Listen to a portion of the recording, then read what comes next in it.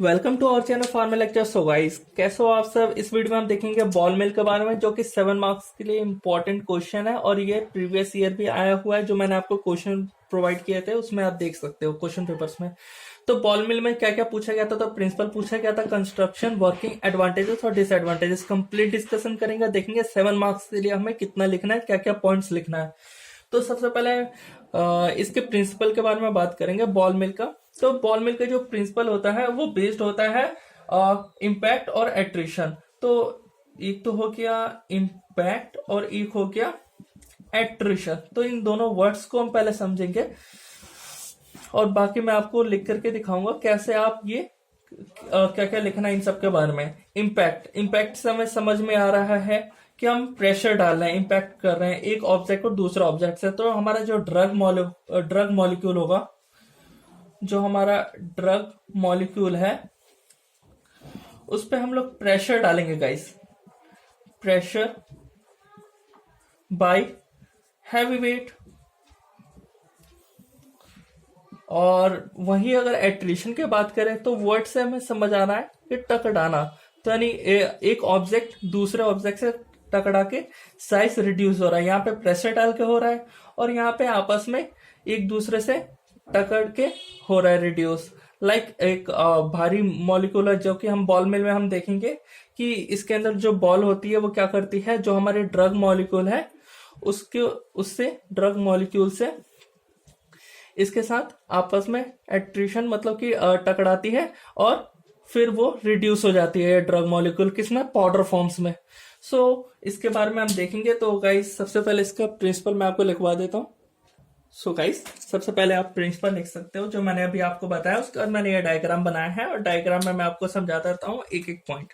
So guys सबसे पहले ये हमारा क्या है, बॉल मिल है। तो यहाँ पर मैं नेम डाल देता हूँ बॉल मिल। अब क्या है ये, सबसे पहले तो हम लोग आउटर कबिंग की बात करें, ये है हमारा स्टैंड। इसके अंदर जो आप ये देख रहे हो गाइस, ये बॉल्स होती है, बहुत सारी बॉल्स होती है। ये लगभग में 30 to 50% होती है। और ये बॉल जो होती है ये स्टेनलेस स्टील से बनी हुई रहती है। आई होप आपको गाइस दिख रहा होगा। सो गाइस जो ये बॉल होती है वो स्टेनलेस स्टील से बनी हुई रहती है, वो हम कंस्ट्रक्शन के पॉइंट में लिखेंगे। और गाइस जो आप ये देख रहे हो ये कंटेनर, ये होता है मेटल सिलेंडर। तो हम यहाँ पे लिख देते हैं मेटल सिलेंडर। ये हो गया। अब क्या करते हैं ना हम लोग, इसके वर्किंग में वैसा पढ़ना है बट मैं आपको बता देता हूँ। सबसे पहले इसके अंदर फीड एंटर करना है। फीड हम एंटर करेंगे और वो हमारे ड्रग मॉलिक्यूल्स होंगे। तो वो मैं यहाँ पे आपको मैं कर देता हूँ।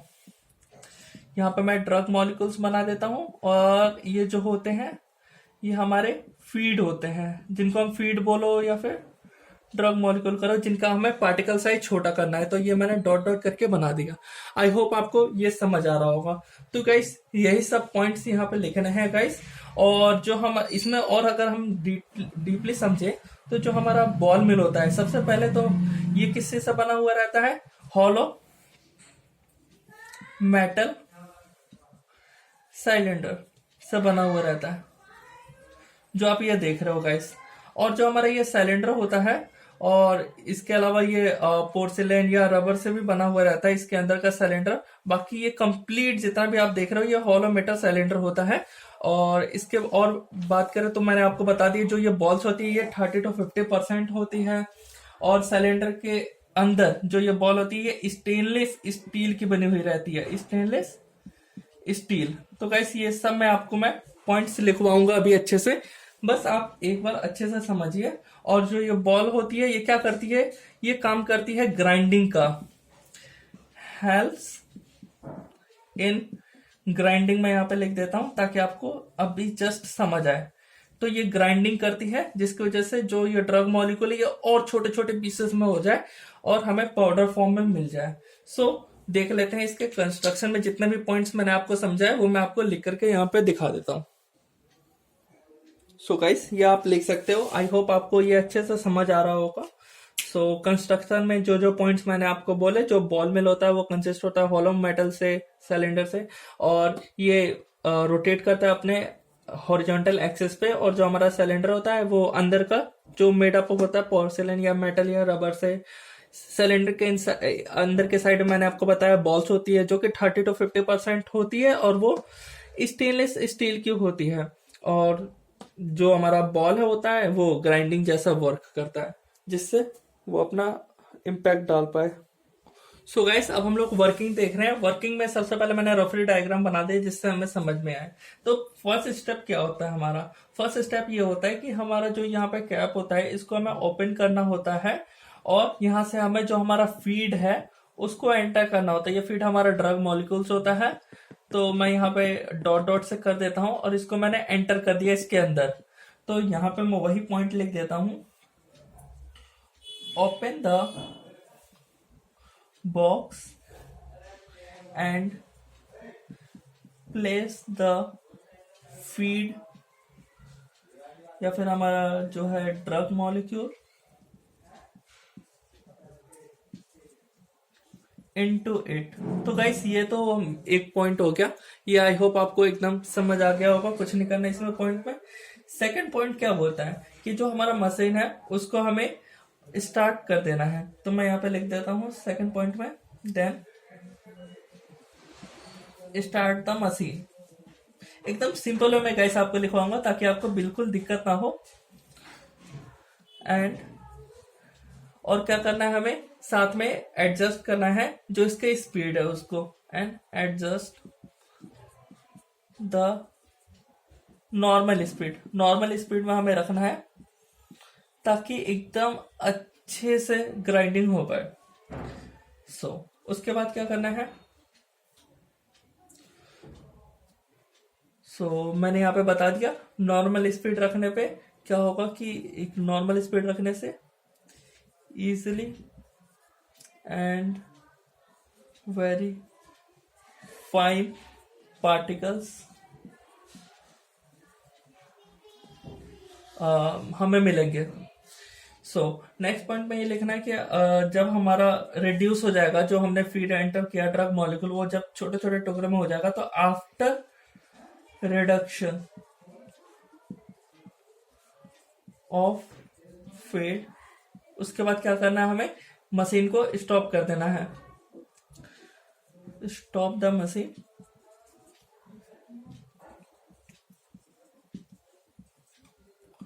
Then exit out the material. तो गाइस ये पॉइंट आई होप आपको एकदम इजीली समझ आ गया होगा। कुछ नहीं करना वर्किंग में। अगर आपने ये बस मशीन का डायग्राम समझ लिया ना, तो ये सब आपको समझने की कोई जरूरत नहीं है। बस आपको मालूम है फीड एंटर करना है, मशीन ऑन कर देना है, एडजस्ट कर देना है स्पीड को नॉर्मल पे, बस खत्म। उसके बाद इजीली रिड्यूस हो जाएंगे पार्टिकल्स, और हमें उसको क्या करना है? निकाल लेना है। उसके बाद क्या करना है? एंड सेपरेट आउट कर देना है। उसके बाद हम क्या करेंगे? उसको सेपरेट ही तो करेंगे।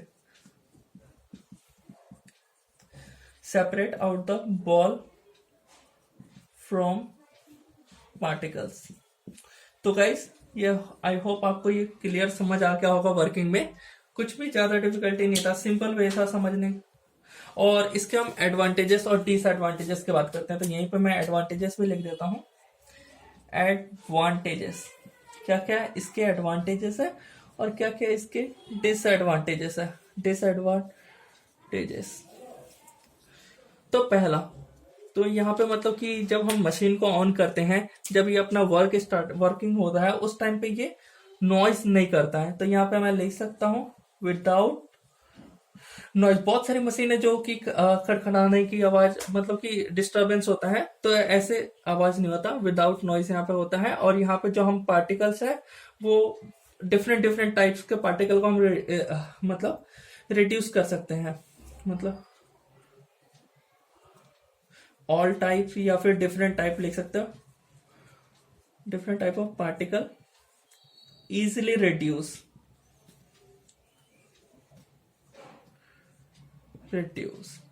और इसमें जो एनर्जी का यूज होता है वो भी कम होता है। तो यहाँ पे लास्ट पॉइंट लिखते हैं तो लेस एनर्जी यूज।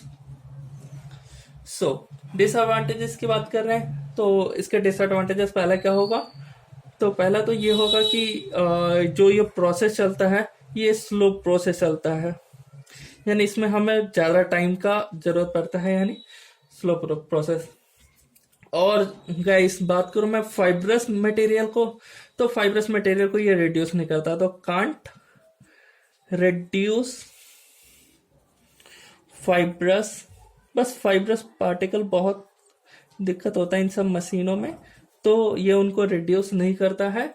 और ज़्यादा अमाउंट में भी जो हमारा फीड है, आप देख सकते हो गाइस, ज़्यादा अमाउंट में ये एंटर मतलब कि रिड्यूस नहीं करता है, कुछ कुछ हमें डालना पड़ता है। तो यहाँ पे मैं लिख देता हूँ not reduce particle, not reduce particle in large amount, या हाई अमाउंट लिख दो गाइस, बस खत्म। आई होप आपको गाइस वीडियो अच्छा लगा हो तो लाइक सब्सक्राइब शेयर करना ना भूले और दोस्तों के साथ शेयर करना ना भूले।